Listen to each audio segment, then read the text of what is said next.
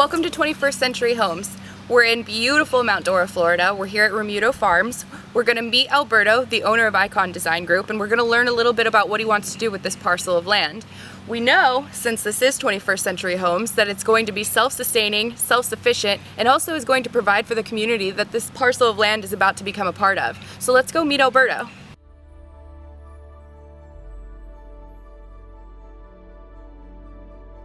Hi Alberto, I'm Ashley. Hi Ashley, how are you? I'm well, how are you? Good, welcome to Remuto Farm. Thanks for having us out here. We're excited to see your property. Listen, there's a lot to learn about it and I'm learning as I go along. It's funny, you know, ever since I was a little kid in Cuba, running around in shorts, chasing chickens and milking cows, I always had the dream to create in this kind of an environment. And here we are, beautiful Mount Dora, and I can't wait to show you around. I'm excited. Why don't we take a good look? Good. Mount Dora is located about 30 minutes outside of Orlando. This quaint and picturesque little town is a common destination for artists and historians alike. Mount Dora, or the Mount as locals call it, is situated on Lake Dora, and the community here throws a variety of festivals throughout the year that range from wine and art festivals to biking marathons. This community is also very much a foodie's paradise. Since much of this region is utilized for agriculture, the produce is showcased at a variety of privately owned establishments, creating a culinary cornucopia. Overall, this community is welcoming, scenic, and a beautiful place to find inspiration.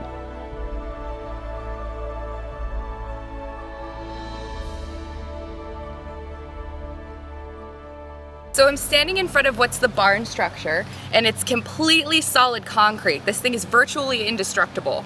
It's going to have not only chicken coops, but it's also going to be able to kind of have a greenhouse effect, and he's going to be able to grow some of his produce inside. And in this corner over here, he's also got kind of a living quarters as well. So it's not, he could actually live in this barn if he really wanted to. It's actually going to be a pretty awesome part of the project, and it's completely separate from the house itself. So why don't we go take a look inside? On top of each of the slabs, we're going to end up having 2 tanks. As the rainwater falls into the roof, it goes into the gutter, it collects into the tanks. The tanks collect it, saves it, and it'll be able to, by gravity, be able to feed into the irrigation of the growth. So nothing goes to waste. And one of the reasons why I elevated the barn a little higher than the house is because we have roughly about 120, 150 feet of run, and at a 1/4 inch per foot, we needed to be able to reach the septic tank. So that's one of the reasons why we elevated the barn a little bit, to have only one septic system. So it's a full cycle. I mean, we get the rainwater, it goes through on this side here. You'll be able to see that we have water that goes inside the wall back into the toilet. So we will be able to recycle the water from the roof through the system to the waste, back to the ground. Evaporation will grow back in a complete cycle. You know, it's funny, when we started designing this building, it's 100% concrete, solid concrete structure with steel trusses that were donated. They were going to send it to the scrap yard, and I said, you know what, I'll take it, and we designed the building along those trusses. Now those trusses are going to be powder coated and be able to be erected, and they continue to give you service. On top of those trusses there will be 2 layers of visqueen. That air is blown in between them to cushion. That creates an insulating value naturally. And obviously you're going to have this kind of light coming inside the building all the time, so you can grow your things. This is the living quarters. This is solid concrete walls. I mean, it's just an extra 4 or 5 yards of concrete. It's not a big deal, but you have solid bunker. This is a 6-inch concrete slab, reinforced. It will be ICYNENE insulated, so consider it as a bunker in like an ice box. The ICYNENE insulation, the reason why we furrowed out 1.5 inches is so that we don't have to break the electrical box into the building. That gives you, you're not compromising the structure of the block wall. Everything sits within the space. Some people take the shortcut and put in just a regular 3/4 inch fairing, but then the electrician has to break into the block wall, and it makes it very not a very professional idea to break into the structure. And welcome to the bathroom of the 21st century. Let me show you.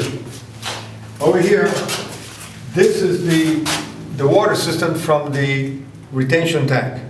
In the event that our regular water system fails, it's always a backup for a backup. This water is gravity fed from the tank above. And as you can see here, we have an R for recycled water. This is the regular pressurized water from a system, but this is a backup. You have to stay with the necessities of nature. And the gravity takes care from here all the way back to the septic tank and it recycles it all over again. But gravity does the job. Solid, insulated, impact resistant glass. PGT makes a very interesting window. That's what we chose for the barn construction. The fact that it's insulated, it gives you a high energy efficient, and impact gives you the security. In a weather like today, you can crank it open and let the breeze in, and you don't have to use the air conditioning. But in the summer, it makes a big difference when this, especially when it's PVC. PVC impact insulated glass gives you non-sweating. It gives you a better insulated value on the framing versus aluminum. Very interesting product.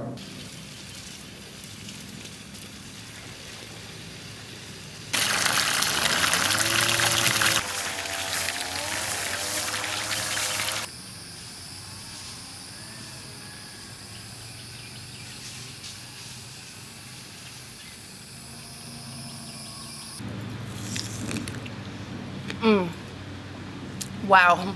You know, there's something really special about fruit that's picked right from the plant itself and not bought in a store. It just has such a sweeter taste to it.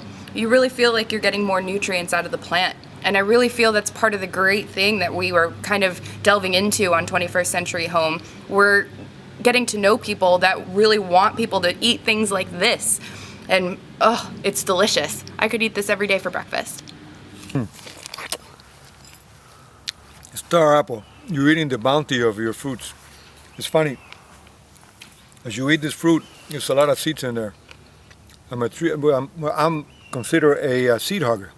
When I eat a pepper in the kitchen, I take the seeds and save them. I do that all the time. When I eat a mango, I save the seed. When I eat anything that has a seed, and that from one seed, I told somebody, do you realize that in that fruit, there's thousands of trees in there? I mean, thousands. You can feed thousands of people. You say, what do you mean thousands? It's just only one fruit, but the fruit has 20 or 30 seeds in there. And as you eat this, instead of tossing it away, save it. And then just what you do is you plant it inside a little container, and then it starts to take hold. And everything here that you see is something that I've ate, and it's here now growing. And out of one tree, there's hundreds and thousands of fruits that will come. And out of that 1,000, then additional thousands. So why go to the grocery and pay for a fruit? This is directly off the tree right now. The nutritional value of a fruit directly out of as you pick it, that's where the nutritional value is.